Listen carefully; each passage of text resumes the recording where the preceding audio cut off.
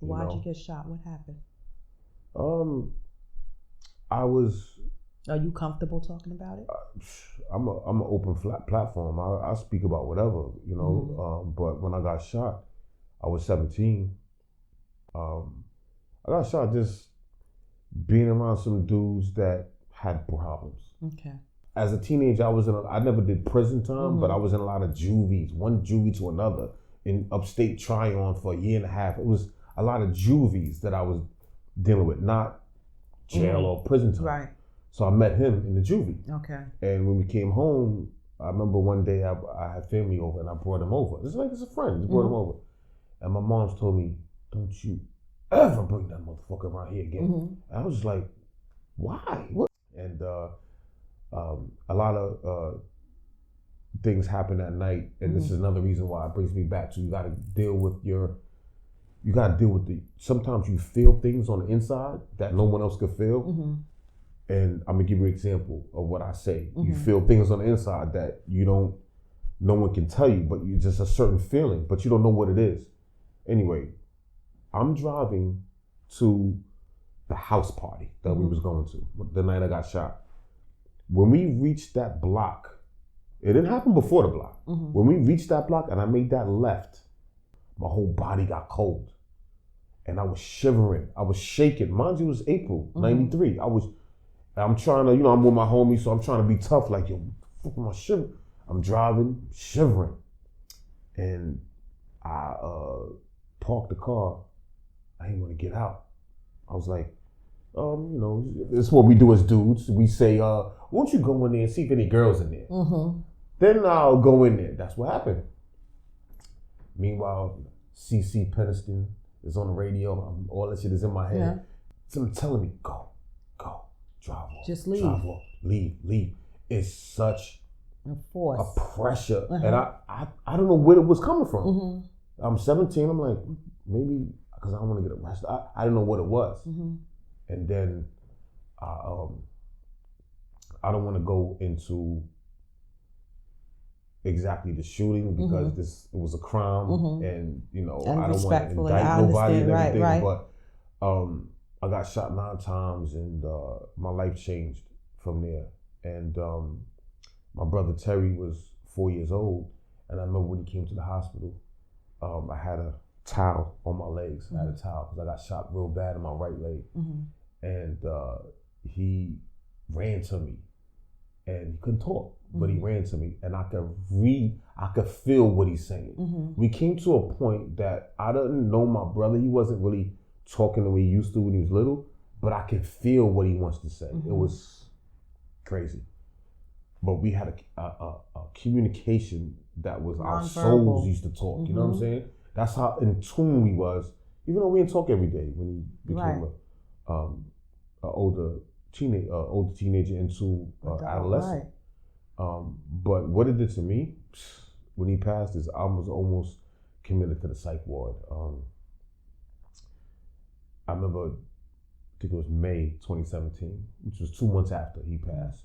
I'm trying to get normal again, but I can't, because every 10 minutes I'm crying, just thinking about him, tears coming down. So it's like, it was hard trying to adjust with life after someone that you love so much just passed.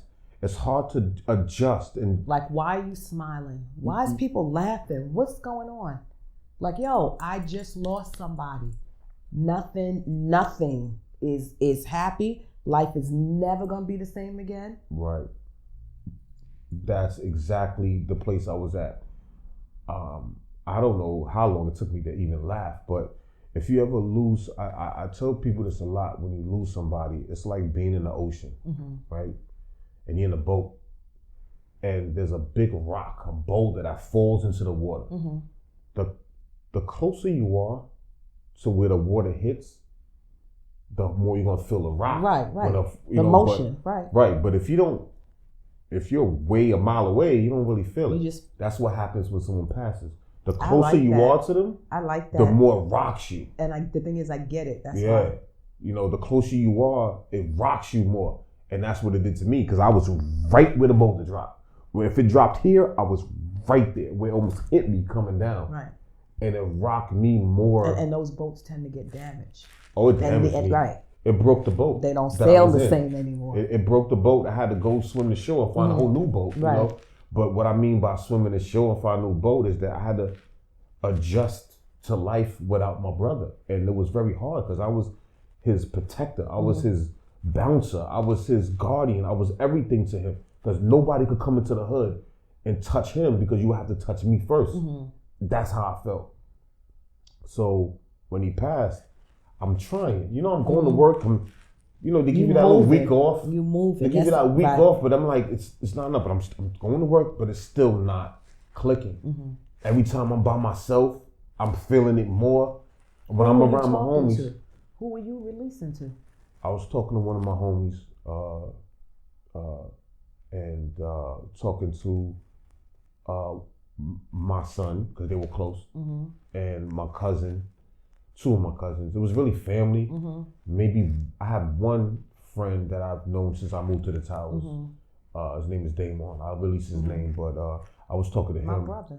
Yeah. My brother. Yeah.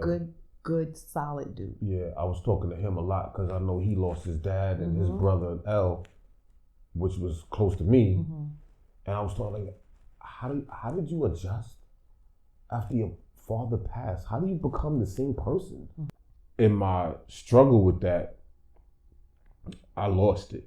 I just all fell to pieces because I was going home from work one day and I called my wife up and I said, this is messed up. What happened to Terry and stuff like that. And we started talking and something that she said just struck me and I just started arguing with her. Like it was something very subtle, but I started to argue with her. Big argument. I got off the phone, hung up the phone, whatever. Hung up the phone. Then I texted her back 10 minutes later. I said, tell my son that I love him and I will always love him. Send. Sent her the text. I knew she was gonna panic. Look, I don't send texts like that. I knew she was gonna panic. But my whole psyche was telling me, let me relive what my brother did without going just over the bridge. I wanted to go just to that point. Everything that happened, but just to that point. I don't have any suicide ideations now, but I just wanted to live that. I wanted to see how that felt. It's a dangerous game. I wanted to see how that felt, and I carried it out to the fullest. I didn't text anybody in my family. I ain't text none of my friends. Explain to me what you mean when you say you carried it out. I carried it out because I texted her and made it seem like I was going to the bridge. She was like, where you going? I was like, tell my sons I love them. I can't deal with life right now. I'm going to the bridge. Just like that. She knew what I meant because my brother Terry went to the bridge. She started calling my phone off the hook after she saw the text. Turned it to vibrate. Because now, this is what happens to a person when they're living with someone who committed suicide. Now your mind is tripping. If you love them that much, if you're that close, this is what happens. Your mind starts tripping. How can you do this? But then it's just in my mind, like, let me relive what he did. What you think he did. What I think he did, right? So she's calling me, so I went to the liquor store, got me a little small bottle of liquor. I'm a very slow drinker. I gulped the whole thing down. I went to the park on Jerome Avenue, by Fordham. I forget the name of the park. I'm sitting in the park, my phone's blowing up. It's my wife and her mom calling me back to back, one after the other, just because I knew they was panicking because my text. That's what I wanted. So. Was that to punish her for arguing with you or to see what Terry might have felt?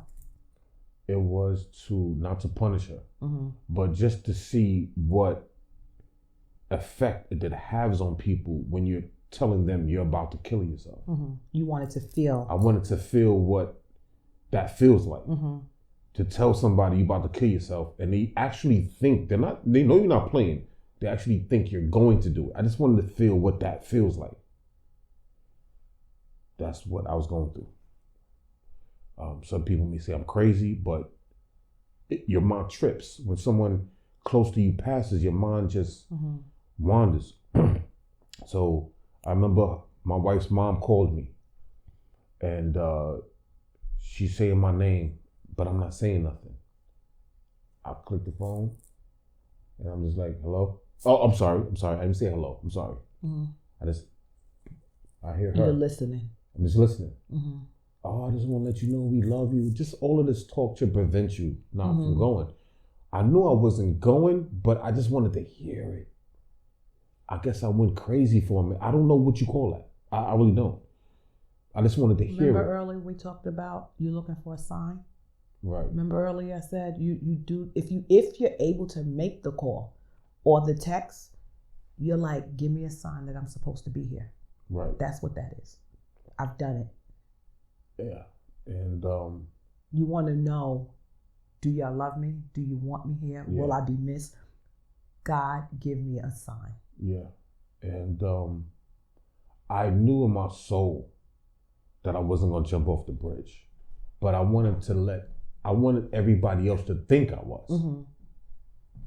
So I remember getting all the phone calls, the phone calls from my wife and her mom. And I'm just not saying nothing. I'm just listening. Then I hung up. And then once I was ready, I got in the cab. When I got in the cab, he asked me where I was going. I said, I'm going to George Washington Bridge.